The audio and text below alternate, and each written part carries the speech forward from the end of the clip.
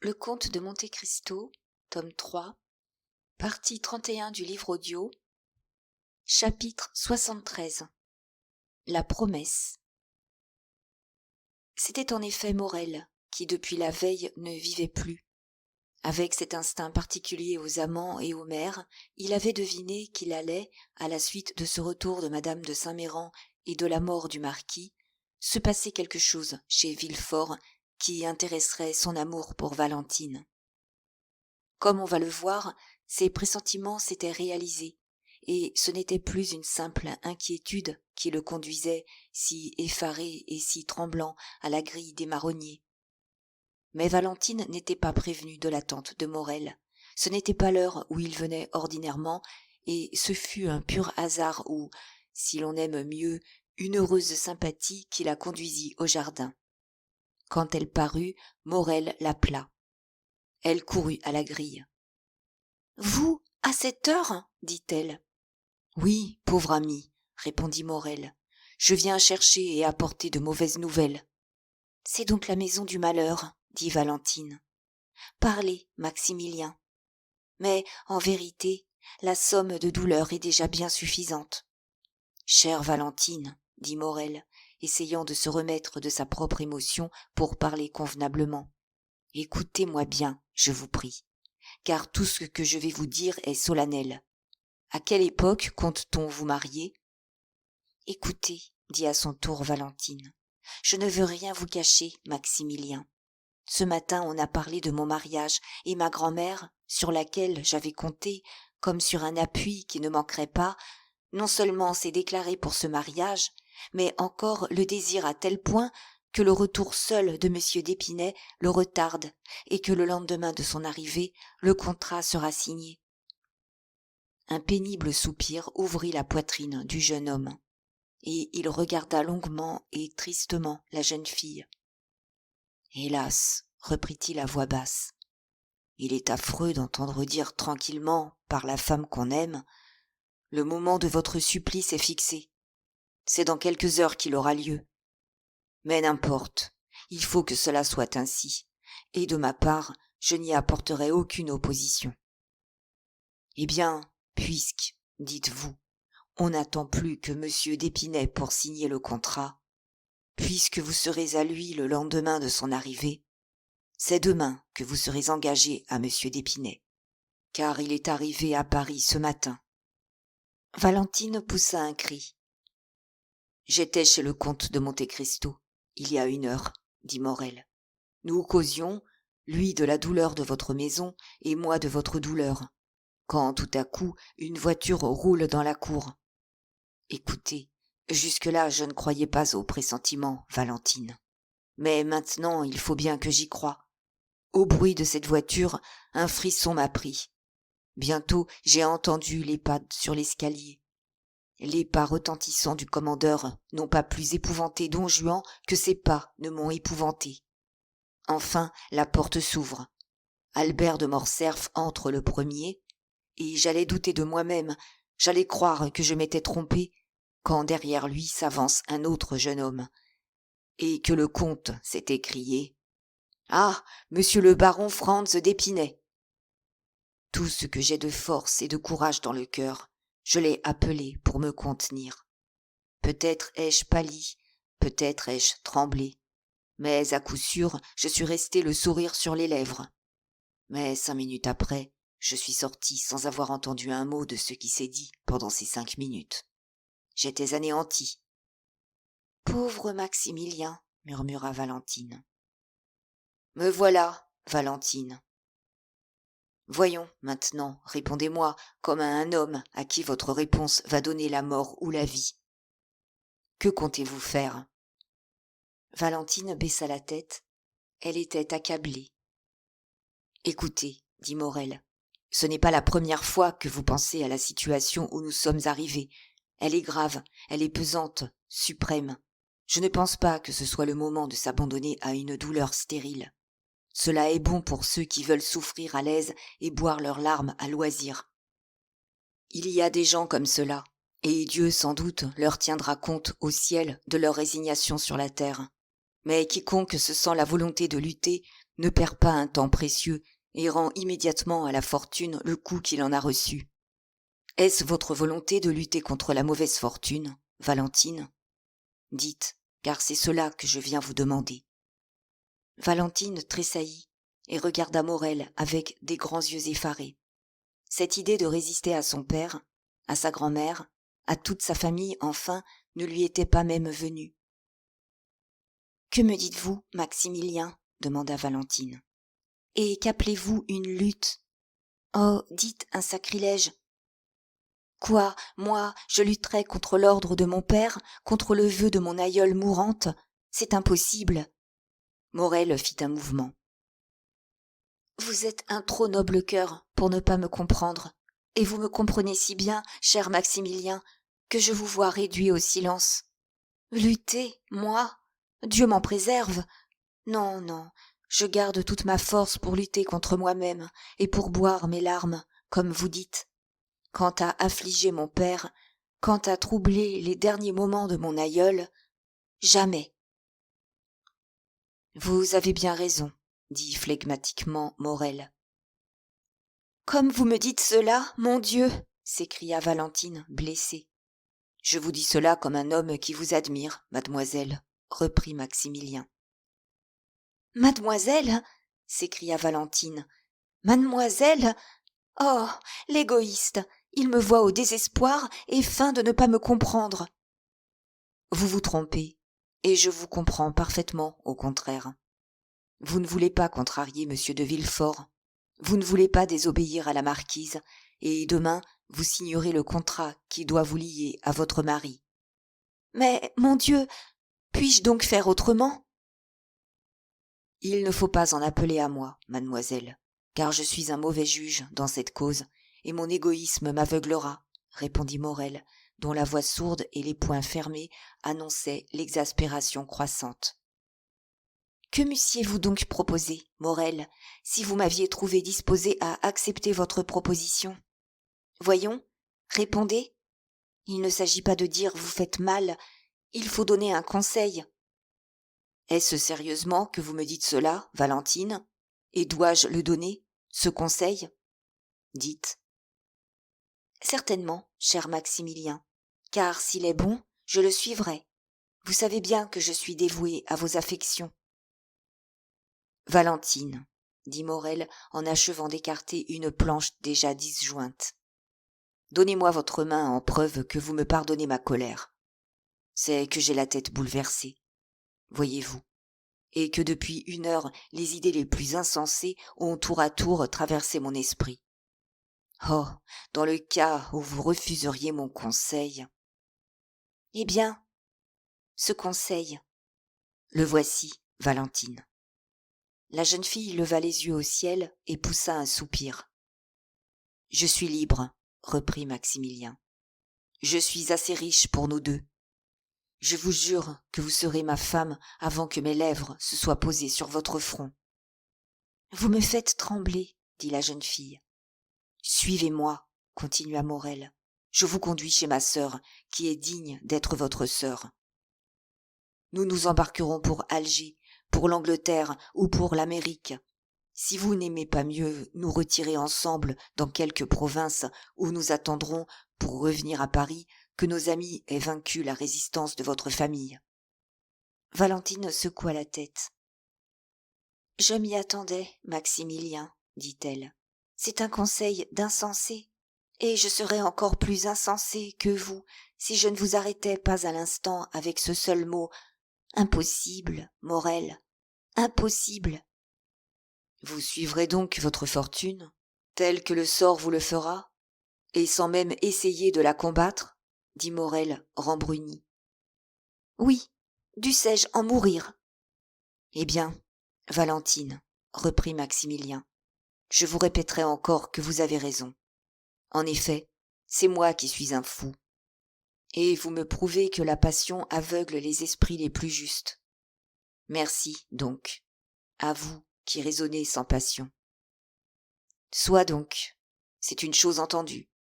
Demain, vous serez irrévocablement promise à M. Franz d'Épinay, non point par cette formalité de théâtre inventée pour dénouer les pièces de comédie et qu'on appelle la signature du contrat, mais par votre propre volonté. Encore une fois, vous me désespérez, Maximilien, dit Valentine. Encore une fois, vous retournez le poignard dans la plaie. Que feriez-vous si votre sœur écoutait un conseil comme celui que vous me donnez? Mademoiselle, reprit Morel avec un sourire amer, je suis un égoïste, vous l'avez dit, et dans ma qualité d'égoïste, je ne pense pas à ce que feraient les autres dans ma position, mais à ce que je compte faire, moi. Je pense que je vous connais depuis 1 an, que j'ai mis, du jour où je vous ai connu, toutes mes chances de bonheur sur votre amour, qu'un jour est venu où vous m'avez dit que vous m'aimiez, que de ce jour j'ai mis toutes mes chances d'avenir sur votre possession. C'était ma vie. Je ne pense plus rien maintenant. Je me dis seulement que les chances ont tourné, que j'avais cru gagner le ciel et que je l'ai perdu. Cela arrive tous les jours qu'un joueur perd non seulement ce qu'il a, mais encore ce qu'il n'a pas. Morel prononça ces mots avec un calme parfait. Valentine le regarda un instant de ses grands yeux scrutateurs, essayant de ne pas laisser pénétrer ceux de Morel jusqu'au trouble qui tourbillonnait déjà au fond de son cœur. « Mais, enfin, qu'allez-vous faire ?» demanda Valentine. « Je vais avoir l'honneur de vous dire adieu, mademoiselle, en attestant Dieu, qui entend mes paroles et qui lit au fond de mon cœur, que je vous souhaite une vie assez calme, assez heureuse et assez remplie pour qu'il n'y ait pas place pour m'en souvenir. »« Oh !» murmura Valentine. « Adieu, Valentine. Adieu, » dit Morel en s'inclinant. « Où allez-vous » cria en allongeant sa main à travers la grille et en saisissant Maximilien par son habit la jeune fille qui comprenait, à son agitation intérieure, que le calme de son amant ne pouvait être réel. « Où allez-vous » ? « Je vais m'occuper de ne point apporter un trouble nouveau dans votre famille, et donner un exemple que pourront suivre tous les hommes honnêtes et dévoués qui se trouveront dans ma position. »« Avant de me quitter, dites-moi ce que vous allez faire, Maximilien. » Le jeune homme sourit tristement. « Oh, parlez, parlez, dit Valentine, je vous en prie. »« Votre résolution a-t-elle changé, Valentine ?»« Elle ne peut changer, malheureux. Vous le savez bien, s'écria la jeune fille. Alors, adieu, Valentine. » Valentine secoua la grille avec une force dont on l'aurait crue incapable, et comme Morel s'éloignait, elle passa ses 2 mains à travers la grille, et les joignant en se tordant les bras. « Qu'allez-vous faire ? Je veux le savoir » s'écria-t-elle. « Où allez-vous ?»« Oh, soyez tranquille, » dit Maximilien en s'arrêtant à 3 pas de la porte. « Mon intention n'est pas de rendre un autre homme responsable des rigueurs que le sort garde pour moi. Un autre vous menacerait d'aller trouver M. Franz, de le provoquer, de se battre avec lui. Tout cela serait insensé. Qu'a à faire M. Franz dans tout cela ? Il m'a vu ce matin pour la première fois. Il a déjà oublié qu'il m'a vu. Il ne savait même pas que j'existais lorsque des conventions faites par vos 2 familles ont décidé que vous seriez l'un à l'autre. Je n'ai donc point à faire à M. Franz. Et, je vous le jure, je ne me prendrai point à lui. »« Mais à qui vous en prendrez-vous ? À moi ? » ?»« À vous, Valentine ? Oh, Dieu m'en garde, la femme est sacrée, la femme qu'on aime est sainte. »« À vous-même, alors, malheureux, à vous-même ? » ?»« C'est moi le coupable, n'est-ce pas ? » dit Morel. « Maximilien, » dit Valentine. « Maximilien, venez ici, je le veux. » Maximilien se rapprocha avec son doux sourire, et, n'était sa pâleur, on eût pu le croire dans son état ordinaire. « Écoutez-moi, ma chère, mon adorée Valentine, » dit-il, de sa voix mélodieuse et grave. « Les gens comme nous, qui n'ont jamais formé une pensée dont ils aient eu à rougir devant le monde, devant leurs parents et devant Dieu, les gens comme nous peuvent lire dans le cœur l'un de l'autre, à livre ouvert. Je n'ai jamais fait de roman, je ne suis pas un héros mélancolique, je ne me pose ni en Manfred ni en Antony, mais sans parole, sans protestation, sans serment, j'ai mis ma vie en vous. Vous me manquez, et vous avez raison d'agir ainsi. Je vous l'ai dit, et je vous le répète. Mais enfin, vous me manquez et ma vie est perdue. Du moment où vous vous éloignez de moi, Valentine, je reste seule au monde. Ma sœur est heureuse près de son mari. Son mari n'est que mon beau-frère, c'est-à-dire un homme que les conventions sociales attachent seul à moi. Personne n'a donc besoin sur la terre de mon existence devenue inutile. Voilà ce que je ferai. J'attendrai jusqu'à la dernière seconde que vous soyez mariés, car je ne veux pas perdre l'ombre d'une de ces chances inattendues que nous garde quelquefois le hasard. Car enfin, d'ici là, M. Franz d'Épinay peut mourir. Au moment où vous vous en approcherez, la foudre peut tomber sur l'autel. Tout semble croyable au condamné à mort. Et pour lui, les miracles rentrent dans la classe du possible, dès qu'il s'agit du salut de sa vie. J'attendrai donc, dis-je, jusqu'au dernier moment, et quand mon malheur sera certain, sans remède, sans espérance, j'écrirai une lettre confidentielle à mon beau-frère, une autre au préfet de police, pour lui donner avis de mon dessein, et au coin de quelque bois, sur le revers de quelque fossé, au bord de quelque rivière, je me ferai sauter la cervelle, aussi vrai que je suis le fils du plus honnête homme qui ait jamais vécu en France. Un tremblement convulsif agita les membres de Valentine. Elle lâcha la grille qu'elle tenait de ses deux mains, ses bras retombèrent à ses côtés, et deux grosses larmes roulèrent sur ses joues. Le jeune homme demeura devant elle, sombre et résolu. « Oh, par pitié, dit-elle. Vous vivrez, n'est-ce pas ?»« Non, sur mon honneur, dit Maximilien. Mais que vous importe à vous ? Vous aurez fait votre devoir, et votre conscience vous restera. » Valentine tomba à genoux, en étreignant son cœur qui se brisait.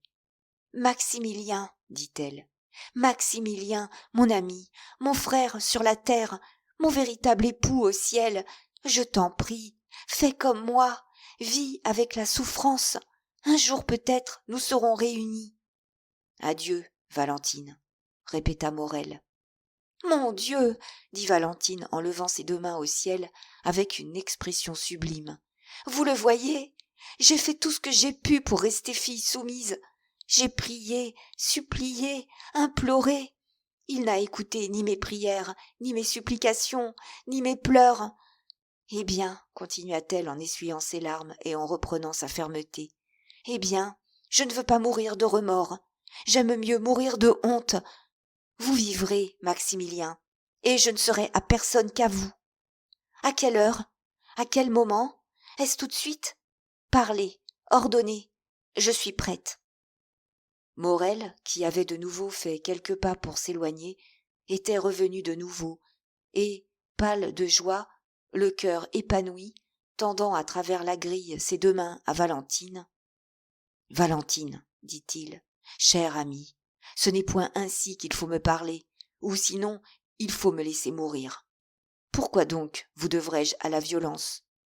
Si vous m'aimez comme je vous aime, me forcez-vous à vivre par humanité? Voilà tout. En ce cas, j'aime mieux mourir. »« Au fait, murmura Valentine, qui est-ce qui m'aime au monde? Lui. Qui m'a consolée de toutes mes douleurs? Lui. Sur qui reposent mes espérances? Sur qui s'arrête ma vue égarée? Sur qui repose mon cœur saignant? Sur lui, lui, toujours lui. Eh bien, tu as raison à ton tour. Maximilien, je te suivrai. Je quitterai la maison paternelle. Tout. Oh, ingrate que je suis! S'écria Valentine en sanglotant. Tout. Même mon bon grand-père que j'oubliais. Non, dit Maximilien, tu ne le quitteras pas. Monsieur Noirtier a paru éprouvé, dis-tu, de la sympathie pour moi. Eh bien, avant de fuir, tu lui diras tout. Tu te feras une égide devant Dieu de son consentement. Puis, aussitôt marié, il viendra avec nous. Au lieu d'un enfant, il en aura deux. Tu m'as dit comment il te parlait et comment tu lui répondais. J'apprendrai bien vite cette langue touchante des signes. Va, Valentine. Oh, je te le jure, au lieu du désespoir qui nous attend, c'est le bonheur que je te promets.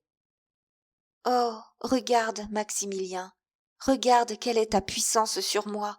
Tu me fais presque croire à ce que tu me dis, et cependant ce que tu me dis est insensé, car mon père me maudira, lui, car je le connais, lui, le cœur inflexible, jamais il ne pardonnera. Aussi, écoutez-moi, Maximilien, si par artifice, par prière, par accident, que sais-je moi, si enfin, par un moyen quelconque, je puis retarder le mariage, vous attendrez, n'est-ce pas? Oui, je le jure, comme vous me jurez, vous, que cet affreux mariage ne se fera jamais, et que, vous traîna-t-on devant le magistrat, devant le prêtre, vous direz non. Je te le jure, Maximilien, par ce que j'ai de plus sacré au monde, par ma mère. Attendons, alors, dit Morel. Oui, attendons, reprit Valentine, qui respirait à ce mot. Il y a tant de choses qui peuvent sauver des malheureux comme nous. Je me fie à vous, Valentine, dit Morel. Tout ce que vous ferez sera bien fait. Seulement, si l'on passe outre à vos prières, si votre père, si madame de Saint-Méran exige que M. Franz d'Épinay soit appelé demain à signer le contrat, alors, vous avez ma parole, Morel. Au lieu de signer, je viens vous rejoindre et nous fuyons. Mais d'ici là, ne tentons pas Dieu, Morel. Ne nous voyons pas. C'est un miracle, c'est une providence que nous n'ayons pas encore été surpris. Si nous étions surpris, si l'on savait comment nous nous voyons, nous n'aurions plus aucune ressource. Vous avez raison, Valentine. Mais comment savoir? Par le notaire, monsieur Deschamps. Je le connais. Et par moi-même. Je vous écrirai, croyez-le donc bien. Mon Dieu, ce mariage, Maximilien, m'est aussi odieux qu'à vous. Bien, bien. Merci, ma Valentine adorée, reprit Morel. Alors tout est dit. Une fois que je sais l'heure, j'accours ici, vous franchissez ce mur dans mes bras. La chose vous sera facile. Une voiture vous attendra à la porte de l'enclos. Vous y montez avec moi, je vous conduis chez ma sœur, là, inconnue si cela vous convient, faisant éclat si vous le désirez, nous aurons la conscience de notre force et de notre volonté. Et nous ne nous laisserons pas égorger comme l'agneau qui ne se défend qu'avec ses soupirs. Soit, dit Valentine. À votre tour, je vous dirai, Maximilien, ce que vous ferez sera bien fait. Oh. Eh bien, êtes-vous content de votre femme? Dit tristement la jeune fille. Ma Valentine adorée, c'est bien peu dire que dire oui. Dites toujours. Valentine s'était approchée, ou plutôt avait approché ses lèvres de la grille, et ses paroles glissaient avec son souffle parfumé jusqu'aux lèvres de Morel, qui collait sa bouche de l'autre côté de la froide et inexorable clôture. Au revoir, dit Valentine, s'arrachant à ce bonheur. Au revoir. J'aurai une lettre de vous? Oui. Merci, chère femme.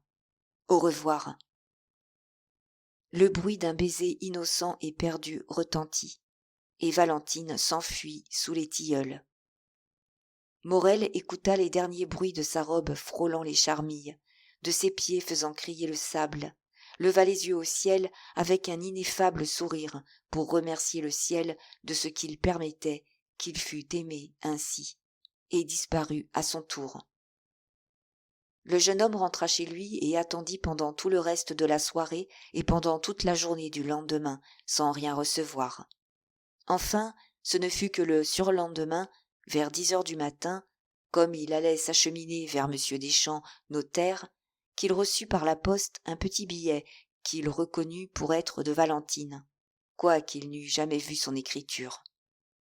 Il était conçu en ces termes.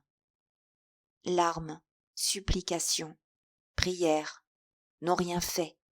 Hier, pendant 2 heures, j'ai été à l'église Saint-Philippe du Roulet, et, pendant 2 heures, j'ai prié Dieu du fond de l'âme. Dieu est insensible comme les hommes, et la signature du contrat est fixée à ce soir, 9 heures. Je n'ai qu'une parole, comme je n'ai qu'un cœur, Morel, et cette parole vous est engagée. Ce cœur est à vous. Ce soir, donc, à 9 heures moins un quart, à la grille. Votre femme, Valentine de Villefort. PS. Ma pauvre grand-mère va de plus en plus mal. Hier, son exaltation est devenue du délire. Aujourd'hui, son délire est presque de la folie.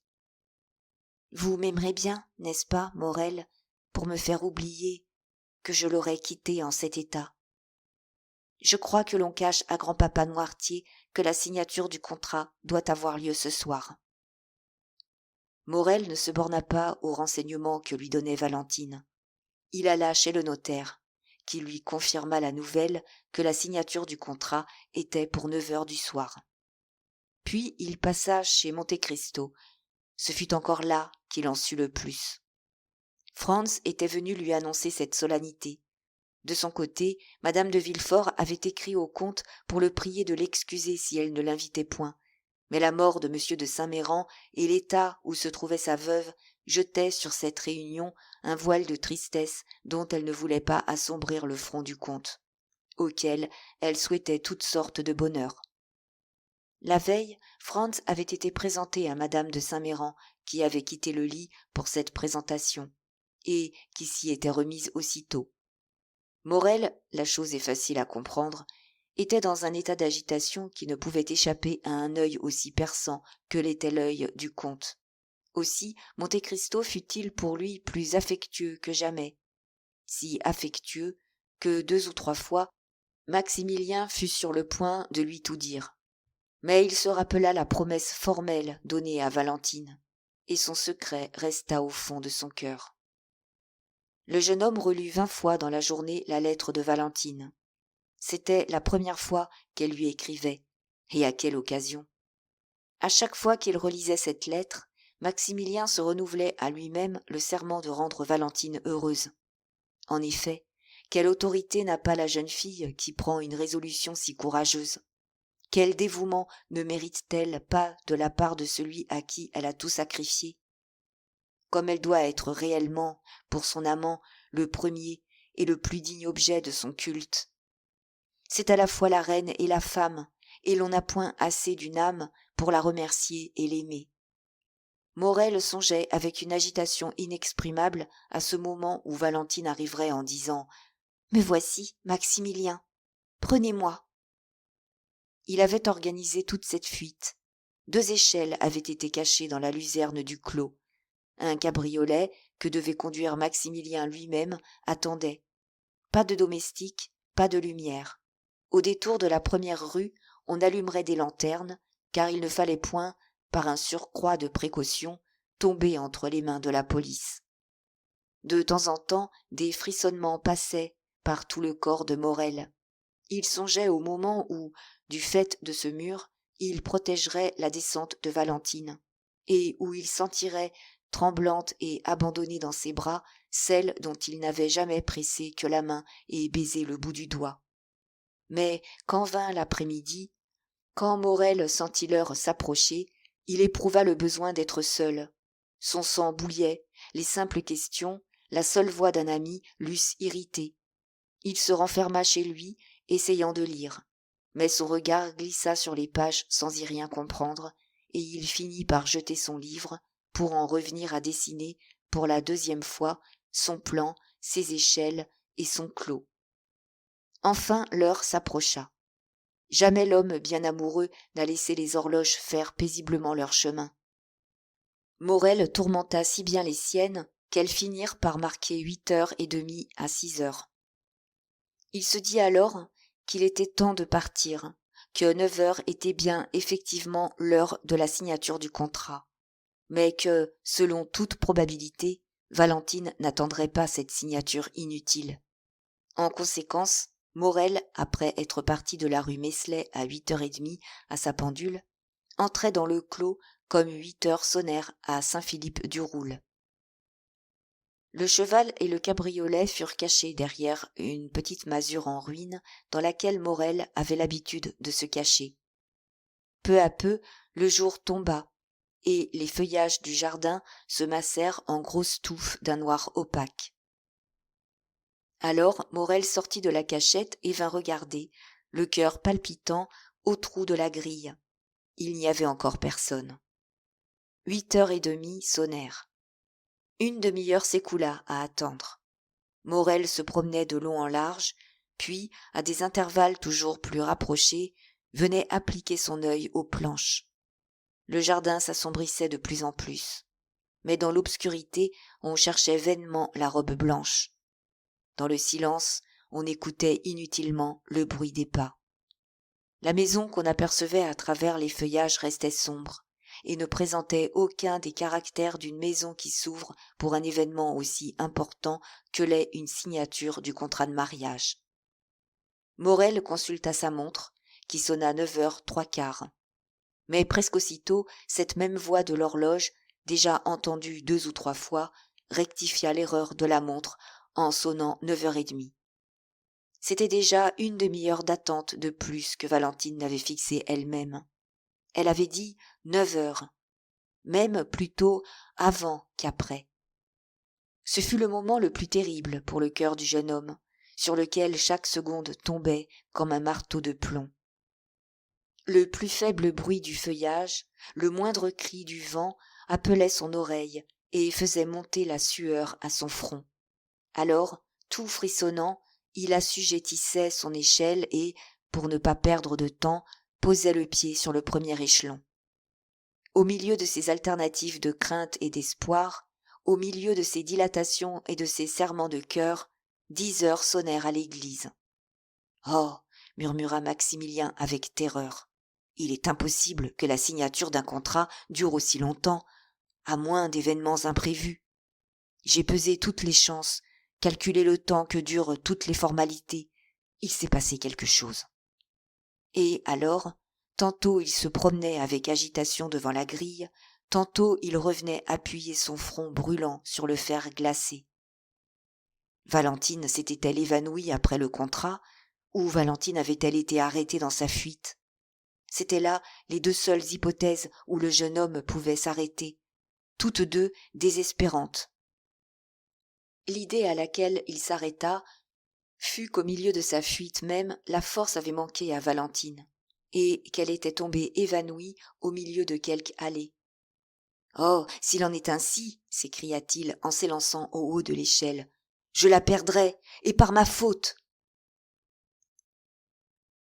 Le démon qui lui avait soufflé cette pensée ne le quitta plus, et bourdonna à son oreille avec cette persistance qui fait que certains doutes, au bout d'un instant, par la force du raisonnement, deviennent des convictions. Ses yeux, qui cherchaient à percer l'obscurité croissante, croyaient, sous la sombre allée, apercevoir un objet gisant. Morel se hasarda jusqu'à appeler, et il lui sembla que le vent apportait jusqu'à lui une plainte inarticulée. Enfin la demie avait sonné à son tour. Il était impossible de se borner plus longtemps, tout était supposable. Les tempes de Maximilien battaient avec force. Des nuages passaient devant ses yeux. Il enjamba le mur et sauta de l'autre côté. Il était chez Villefort. Il venait d'y entrer par escalade. Il songea aux suites que pouvait avoir une pareille action, mais il n'était pas venu jusque-là pour reculer. En un instant, il fut à l'extrémité de ce massif. Du point où il était parvenu, on découvrait la maison. Alors Morel s'assura d'une chose qu'il avait déjà soupçonnée en essayant de glisser son regard à travers les arbres. C'est qu'au lieu des lumières qu'il pensait voir briller à chaque fenêtre, ainsi qu'il est naturel aux jours de cérémonie, il ne vit rien que la masse grise et voilée encore par un grand rideau d'ombre que projetait un nuage immense répandu sur la lune. Une lumière courait de temps en temps comme éperdue et passait devant 3 fenêtres du premier étage. Ces 3 fenêtres étaient celles de l'appartement de madame de Saint-Méran. Une autre lumière restait immobile derrière les rideaux rouges. Ces rideaux étaient ceux de la chambre à coucher de madame de Villefort. Morel devina tout cela. Tant de fois, pour suivre Valentine en pensée à toute heure du jour, tant de fois, disons-nous, il s'était fait faire le plan de cette maison, que, sans l'avoir vue, il la connaissait. Le jeune homme fut encore plus épouvanté de cette obscurité et de ce silence qu'il ne l'avait été de l'absence de Valentine. Éperdu, fou de douleur, décidé à tout braver pour revoir Valentine et s'assurer du malheur qu'il pressentait, quel qu'il fût, Morel gagna la lisière du massif et s'apprêtait à traverser le plus rapidement possible le parterre, complètement découvert, quand un son de voix encore assez éloigné, mais que le vent lui apportait, parvint jusqu'à lui. À ce bruit, il fit un pas en arrière. Déjà à moitié sorti du feuillage, il s'y enfonça complètement et demeura immobile et muet, enfoui dans son obscurité. Sa résolution était prise. Si c'était Valentine seule, il l'avertirait par un mot au passage. Si Valentine était accompagnée, il la verrait au moins et s'assurerait qu'il ne lui était arrivé aucun malheur. Si c'étaient des étrangers, il saisirait quelques mots de leur conversation et arriverait à comprendre ce mystère, incompréhensible jusque-là. La lune alors sortit du nuage qui la cachait, et, sur la porte du perron, Morel vit apparaître Villefort, suivi d'un homme vêtu de noir. Ils descendirent les marches et s'avancèrent vers le massif. Ils n'avaient pas fait 4 pas que, dans cet homme vêtu de noir, Morel avait reconnu le docteur d'Avrigny. Le jeune homme, en les voyant venir à lui, recula machinalement devant eux jusqu'à ce qu'il rencontrât le tronc d'un sycomore qui faisait le centre du massif. Là, il fut forcé de s'arrêter. Bientôt le sable cessa de crier sous les pas des 2 promeneurs. « Ah, cher docteur, dit le procureur du roi, voici le ciel qui se déclare décidément contre ma maison. Quelle horrible mort! Quel coup de foudre! N'essayez pas de me consoler. Hélas, la plaie est trop vive et trop profonde. Morte! Morte! » Une sueur froide glaça le front du jeune homme et fit claquer ses dents. Qui donc était mort dans cette maison que Villefort lui-même disait maudite? « Mon cher monsieur de Villefort, répondit le médecin avec un accent qui redoubla la terreur du jeune homme. Je ne vous ai point amené ici pour vous consoler, tout au contraire. Que voulez-vous dire? Demanda le procureur du roi, effrayé. Je veux dire que, derrière le malheur qui vient de vous arriver, il en est un autre plus grand encore peut-être. Oh, mon Dieu, murmura Villefort en joignant les mains, qu'allez-vous me dire encore? Sommes-nous bien seuls, mon ami? Oh oui, bien seuls, mais que signifient toutes ces précautions? Elles signifient que j'ai une confidence terrible à vous faire, dit le docteur. Asseyons-nous. Villefort tomba plutôt qu'il ne s'assit sur un banc. Le docteur resta debout devant lui, une main posée sur son épaule. Morel, glacé d'effroi, tenait d'une main son front, de l'autre comprimait son cœur, dont il craignait qu'on entendît les battements. Morte, morte, répétait-il dans sa pensée avec la voix de son cœur. Et lui-même se sentait mourir. Parlez, docteur, j'écoute, dit Villefort. Frappez, je suis préparé à tout. Madame de Saint-Méran était bien âgée sans doute, mais elle jouissait d'une santé excellente. Morel respira pour la première fois depuis 10 minutes. Le chagrin l'a tuée, dit Villefort. Oui, le chagrin, docteur. Cette habitude de vivre depuis 40 ans près du marquis. Ce n'est pas le chagrin, mon cher Villefort, dit le docteur. Le chagrin peut tuer, quoique les cas soient rares, mais il ne tue pas en un jour, mais il ne tue pas en 1 heure, mais il ne tue pas en 10 minutes. Villefort ne répondit rien. Seulement, il leva la tête qu'il avait tenue baissée jusque-là et regarda le docteur avec des yeux effarés. « Vous êtes resté là pendant l'agonie ?» demanda M. d'Avrigny. « Sans doute, » répondit le procureur du roi. « Vous m'avez dit tout bas de ne pas m'éloigner. » « Avez-vous remarqué les symptômes du mal auquel Madame de Saint-Méran a succombé ? » ?»« Certainement. Madame de Saint-Méran a eu 3 attaques successives à quelques minutes les unes des autres, et à chaque fois plus rapprochées et plus graves.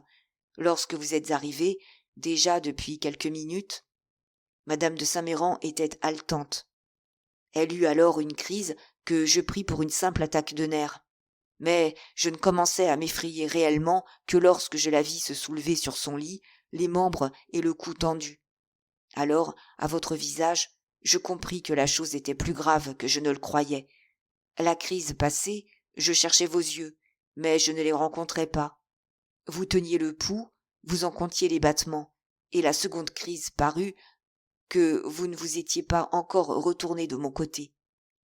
Cette seconde crise fut plus terrible que la première. Les mêmes mouvements nerveux se reproduisirent, et la bouche se contracta et devint violette. À la troisième, elle expira. Déjà, depuis la fin de la première, j'avais reconnu le tétanos. Vous me confirmâtes dans cette opinion. Oui, devant tout le monde, reprit le docteur. Mais maintenant, nous sommes seuls. Qu'allez-vous me dire, mon Dieu? Que les symptômes du tétanos et de l'empoisonnement par les matières végétales sont absolument les mêmes. M. de Villefort se dressa sur ses pieds. Puis, après un instant d'immobilité et de silence, il retomba sur son banc. « Oh, mon Dieu, docteur, dit-il, songez-vous bien à ce que vous me dites là ?» Morel ne savait pas s'il faisait un rêve ou s'il veillait. « Écoutez, dit le docteur, je connais l'importance de ma déclaration et le caractère de l'homme à qui je la fais. »« Est-ce au magistrat ou à l'ami que vous parlez ?» demanda Villefort. « À l'ami seul en ce moment. Les rapports entre les symptômes du tétanos et les symptômes de l'empoisonnement par les substances végétales sont tellement identiques que s'il me fallait signer ce que je dis là, je vous déclare que j'hésiterais. Aussi, je vous le répète, ce n'est point au magistrat que je m'adresse, c'est à l'ami. Eh bien, à l'ami, je dis, pendant les 3 quarts d'heure qu'elle a duré, j'ai étudié l'agonie, les convulsions, la mort de madame de Saint-Méran. Eh bien, dans ma conviction, non seulement madame de Saint-Méran est morte empoisonnée, mais encore, je dirais, oui, je dirais quel poison l'a tuée. Monsieur, tout y est, voyez-vous. Somnolence, interrompue par des crises nerveuses, surexcitation du cerveau, torpeur des centres. Madame de Saint-Méran a succombé à une dose violente de brucine ou de strychnine, que par hasard sans doute, que par erreur peut-être, on lui a administrée. Villefort saisit la main du docteur. « Oh, c'est impossible, dit-il. Je rêve, mon Dieu, je rêve. C'est effroyable d'entendre dire des choses pareilles à un homme comme vous. Au nom du ciel, je vous en supplie, cher docteur, dites-moi que vous pouvez vous tromper. » Sans doute, je le puis, mais je ne le crois pas. Docteur, prenez pitié de moi. Depuis quelques jours, il m'arrive tant de choses inouïes que je crois à la possibilité de devenir fou. Un autre que moi a-t-il vu madame de Saint-Méran? Personne. A-t-on envoyé chez le pharmacien quelque ordonnance qu'on ne m'ait pas soumise? Aucune. Madame de Saint-Méran avait-elle des ennemis? Je ne lui en connais pas. Quelqu'un avait-il intérêt à sa mort? Mais non, mon Dieu, mais non. Ma fille est sa seule héritière, Valentine seule. Oh, si une pareille pensée me pouvait venir, je me poignarderais pour punir mon cœur d'avoir pu un seul instant abriter une pareille pensée. Oh, s'écria à son tour M. d'Avrigny, cher ami, à Dieu ne plaise que j'accuse quelqu'un, je ne parle que d'un accident, comprenez-vous bien, d'une erreur. Mais accident ou erreur, le fait est là qui parle tout bas à ma conscience, et qui veut que ma conscience vous parle tout haut. Informez-vous. À qui? Comment? De quoi? Voyons, Barrois, le vieux domestique, ne se serait-il pas trompé, et n'aurait-il pas donné à madame de Saint-Méran quelque potion préparée pour son maître? Pour mon père? Oui. Mais comment une potion préparée pour monsieur Noirtier peut-elle empoisonner madame de Saint-Méran? Rien de plus simple. Vous savez que dans certaines maladies, les poisons deviennent un remède. La paralysie est une de ces maladies-là. À peu près depuis 3 mois, après avoir tout employé pour rendre le mouvement et la parole à monsieur Noirtier, je me suis décidé à tenter un dernier moyen. Depuis 3 mois, dis-je, je le traite par la brucine. Ainsi, dans la dernière potion que j'ai commandée pour lui, il en entrait 6 centigrammes. 6 centigrammes sans action sur les organes paralysés de monsieur Noirtier, et auquel d'ailleurs il s'est accoutumé par des doses successives. 6 centigrammes suffisent pour tuer toute autre personne que lui. Mon cher docteur, il n'y a aucune communication entre l'appartement de M. Noirtier et celui de Mme de Saint-Méran, et jamais Barrois n'entrait chez ma belle-mère. Enfin, vous le dirai-je, docteur, quoique je vous sache homme le plus habile et surtout le plus consciencieux du monde, quoique en toutes circonstances votre parole soit pour moi un flambeau qui me guide à l'égal de la lumière du soleil, eh bien, docteur, eh bien, j'ai besoin malgré cette conviction de m'appuyer sur cet axiome « Errare humanum est ». Écoutez, Villefort, dit le docteur, existe-t-il un de mes confrères en qui vous ayez autant confiance qu'en moi? Pourquoi cela? Dites. Où voulez-vous en venir? Appelez-le. Je lui dirai ce que j'ai vu, ce que j'ai remarqué. Nous ferons l'autopsie. Et vous trouverez des traces de poison?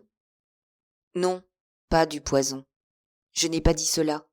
Mais nous constaterons l'exaspération du système nerveux. Nous reconnaîtrons l'asphyxie patente, incontestable, et nous vous dirons, cher Villefort, si c'est par négligence que la chose est arrivée, veillez sur vos serviteurs. Si c'est par haine, veillez sur vos ennemis. Oh, mon Dieu, que me proposez-vous là, d'Avrigny? Répondit Villefort, abattu. Du moment où il y aura un autre que vous dans le secret, une enquête deviendra nécessaire, et une enquête chez moi impossible. Pourtant, continua le procureur du roi en se reprenant et en regardant le médecin avec inquiétude, pourtant, si vous le voulez, si vous l'exigez absolument, je le ferai. En effet, peut-être dois-je donner suite à cette affaire. Mon caractère me le commande. Mais, docteur, vous me voyez d'avance pénétré de tristesse. Introduire dans ma maison tant de scandales après tant de douleurs. Oh, ma femme et ma fille en mourront. Et moi, docteur, vous le savez, un homme n'en arrive pas où j'en suis, un homme n'a pas été procureur du roi pendant 25 ans sans s'être amassé bon nombre d'ennemis. Les miens sont nombreux. Cette affaire ébruitée sera pour eux un triomphe qui les fera tressaillir de joie, et moi me couvrira de honte. Docteur, pardonnez-moi ces idées mondaines. Si vous étiez un prêtre, je n'oserais vous dire cela. Mais vous êtes un homme.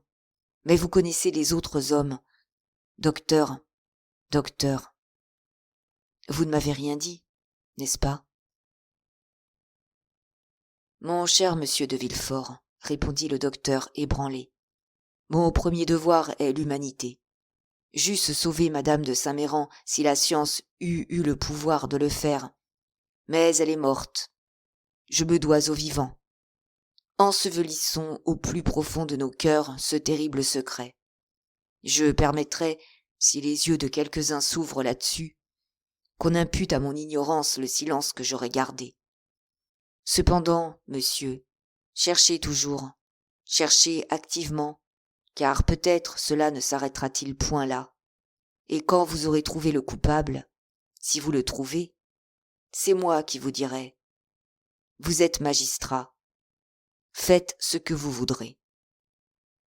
Oh, merci, docteur, dit Villefort avec une joie indicible.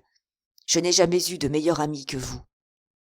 Et comme s'il eût craint que le docteur d'Avrigny ne revînt sur cette concession, il se leva et entraîna le docteur du côté de la maison. Ils s'éloignèrent. Morel, comme s'il eût besoin de respirer, sortit sa tête du taillis, et la lune éclaira ce visage si pâle qu'on eût pu le prendre pour un fantôme. Dieu me protège d'une manifeste mais terrible façon, dit-il. Mais Valentine, pauvre amie, résistera-t-elle à tant de douleurs? En disant ces mots, il regardait alternativement la fenêtre au rideau rouge et les 3 fenêtres au rideau blanc. La lumière avait presque complètement disparu de la fenêtre au rideau rouge. Sans doute madame de Villefort venait d'éteindre sa lampe, et la veilleuse seule envoyait son reflet aux vitres. À l'extrémité du bâtiment, au contraire, il vit s'ouvrir une des 3 fenêtres aux rideaux blancs. Une bougie placée sur la cheminée jeta au dehors quelques rayons de sa pâle lumière, et une ombre vint un instant s'accouder au balcon. Morel frissonna. Il lui semblait avoir entendu un sanglot. Il n'était pas étonnant que cette âme ordinairement si courageuse et si forte, maintenant troublée et exaltée par les 2 plus fortes des passions humaines, l'amour et la peur, se fût affaiblie au point de subir des hallucinations superstitieuses. Quoiqu'il fût impossible, caché comme il l'était, que l'œil de Valentine le distinguât, il crut se voir appelé par l'ombre de la fenêtre. Son esprit troublé le lui disait, son cœur ardent le lui répétait.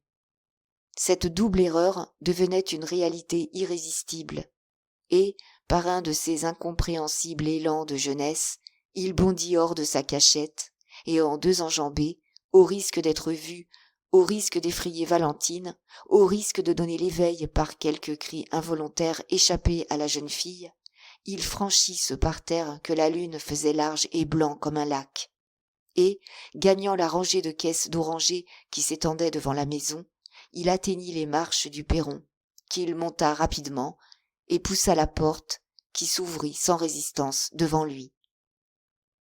Valentine ne l'avait pas vu. Ses yeux levés au ciel suivaient un nuage d'argent glissant sur l'azur, et dont la forme était celle d'une ombre qui monte au ciel. Son esprit poétique et exalté lui disait que c'était l'âme de sa grand-mère. Cependant, Morel avait traversé l'antichambre et trouvé la rampe de l'escalier. Des tapis étendus sur les marches assourdissaient son pas. D'ailleurs, Morel en était arrivé à ce point d'exaltation que la présence de M. de Villefort lui-même ne l'eût pas effrayé.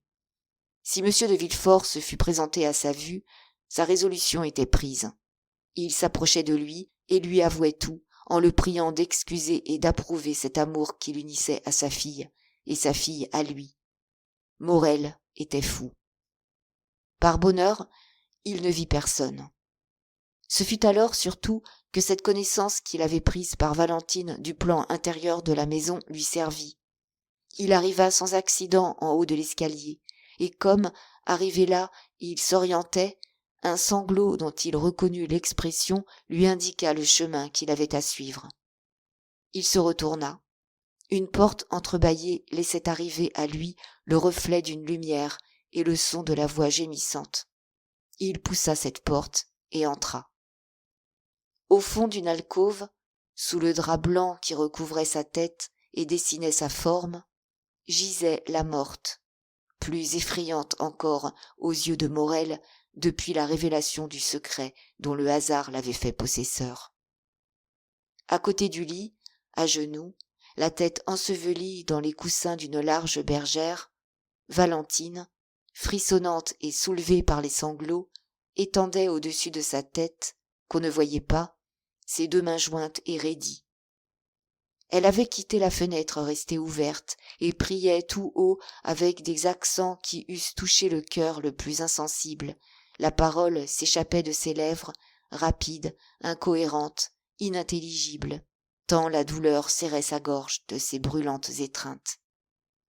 La lune, glissant à travers l'ouverture des persiennes, faisait pâlir la lueur de la bougie, et azurait de ses teintes funèbres ce tableau de désolation. Morel ne put résister à ce spectacle. Il n'était pas d'une piété exemplaire, il n'était pas facile à impressionner, mais Valentine souffrant, pleurant, se tordant les bras à sa vue, c'était plus qu'il n'en pouvait supporter en silence. Il poussa un soupir, murmura un nom, et la tête noyée dans les pleurs et marbrée sur le velours du fauteuil, une tête de Madeleine du Corrège se releva et demeura tournée vers lui. Valentine le vit et ne témoigna point d'étonnement. Il n'y a plus d'émotion intermédiaire dans un cœur gonflé par un désespoir suprême. Morel tendit la main à son ami.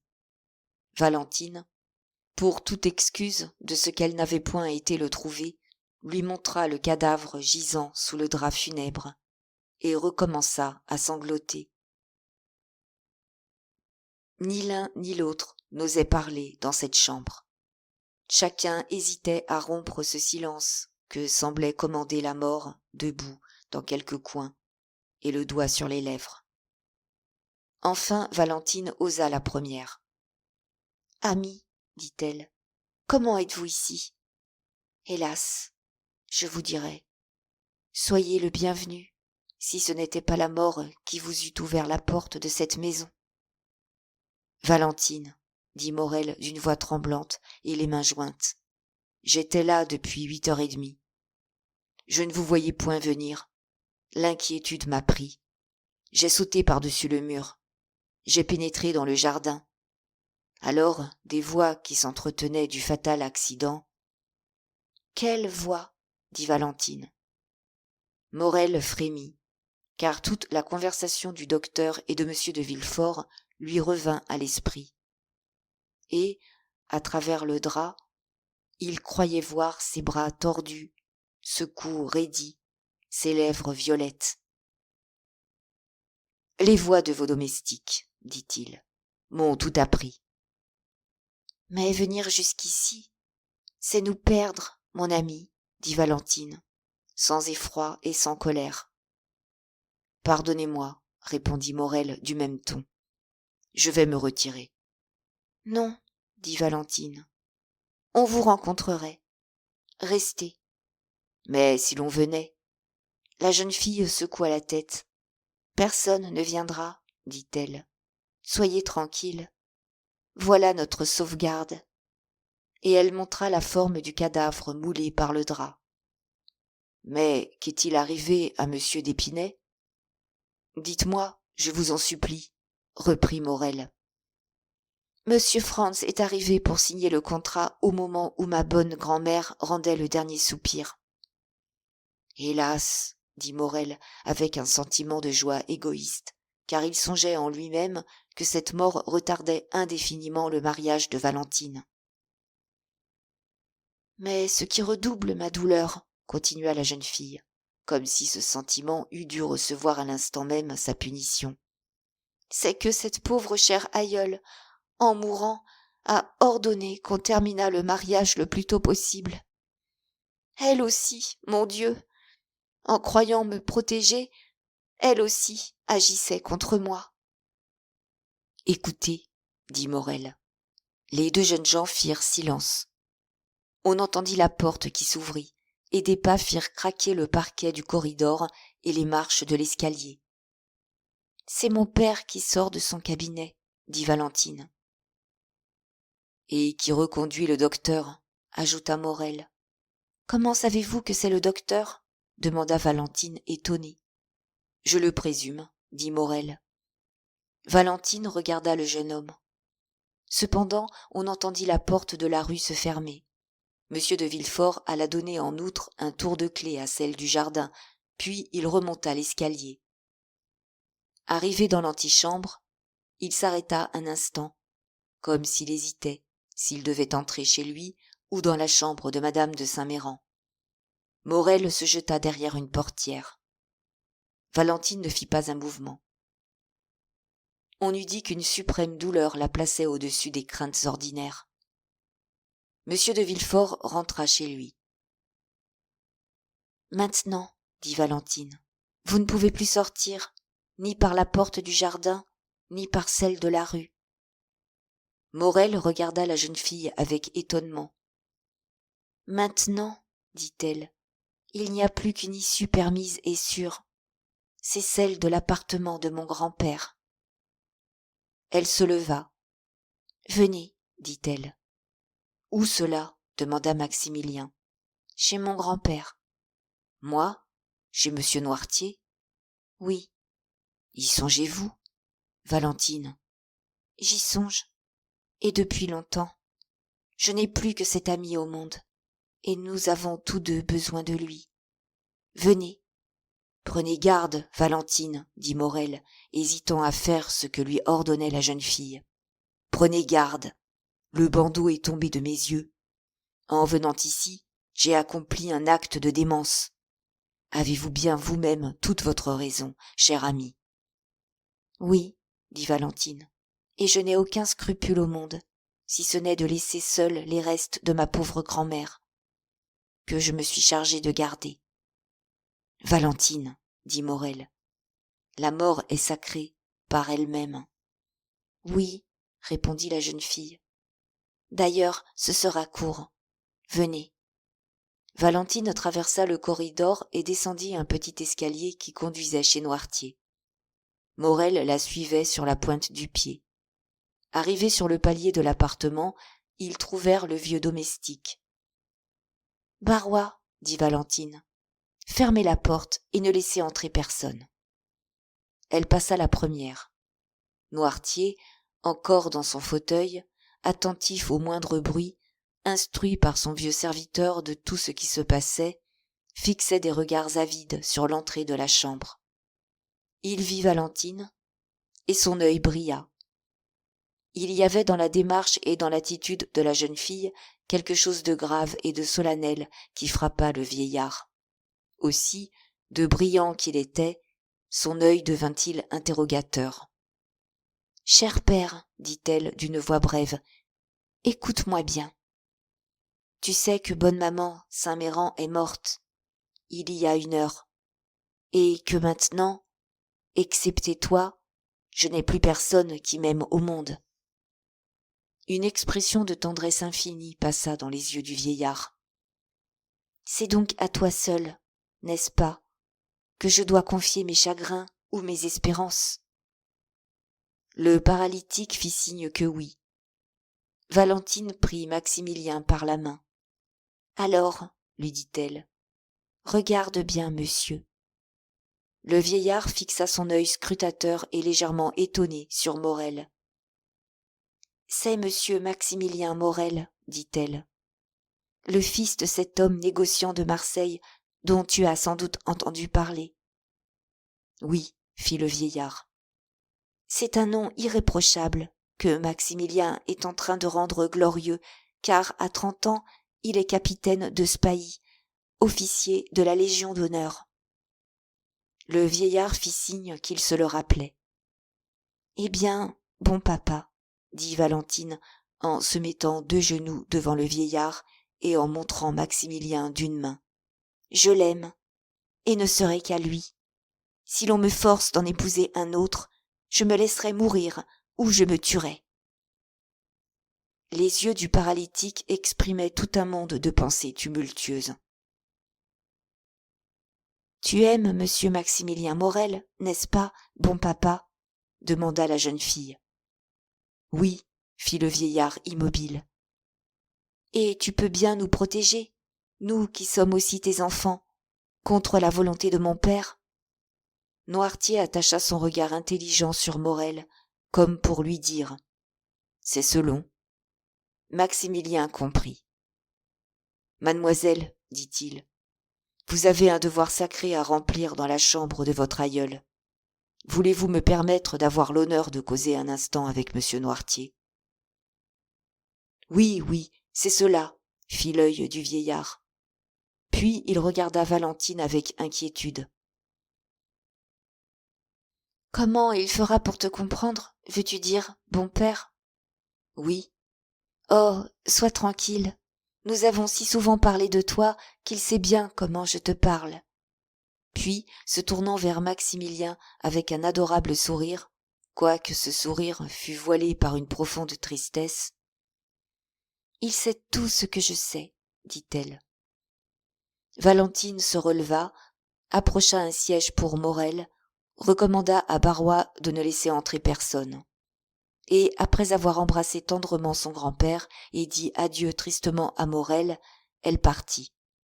Alors Morel, pour prouver à Noirtier qu'il avait la confiance de Valentine et connaissait tous leurs secrets, prit le dictionnaire, la plume et le papier, et plaça le tout sur une table où il y avait une lampe.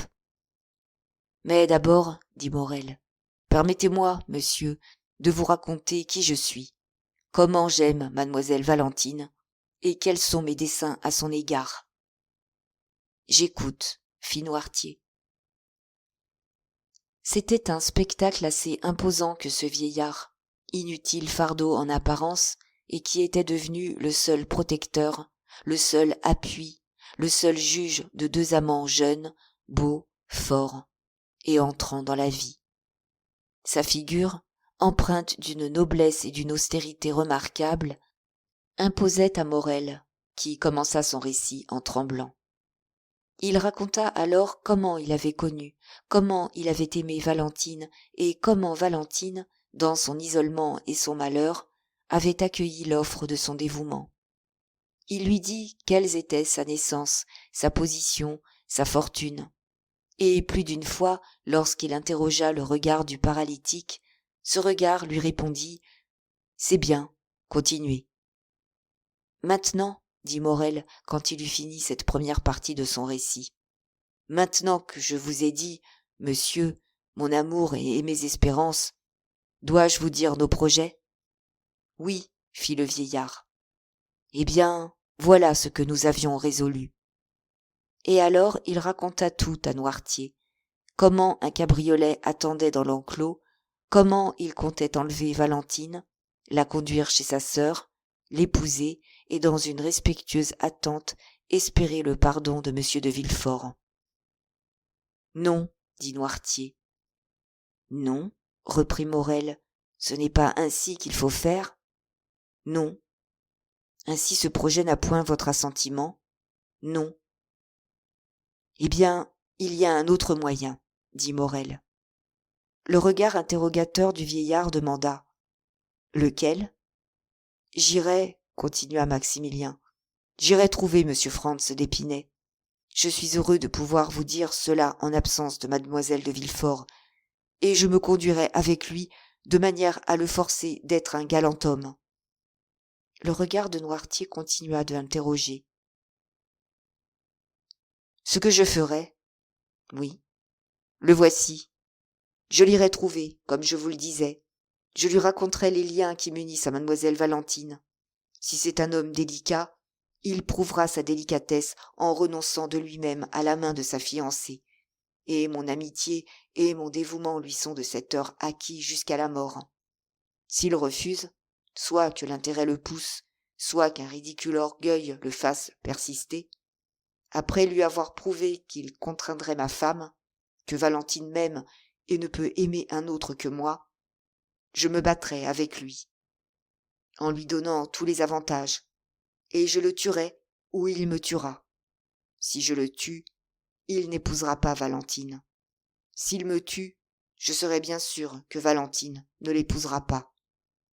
Noirtier considérait avec un plaisir indicible cette noble et sincère physionomie sur laquelle se peignaient tous les sentiments que sa langue exprimait, en y ajoutant, par l'expression d'un beau visage, tout ce que la couleur ajoute à un dessin solide et vrai.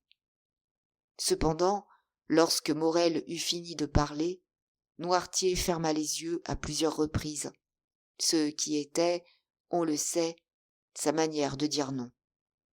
Non, dit Morel.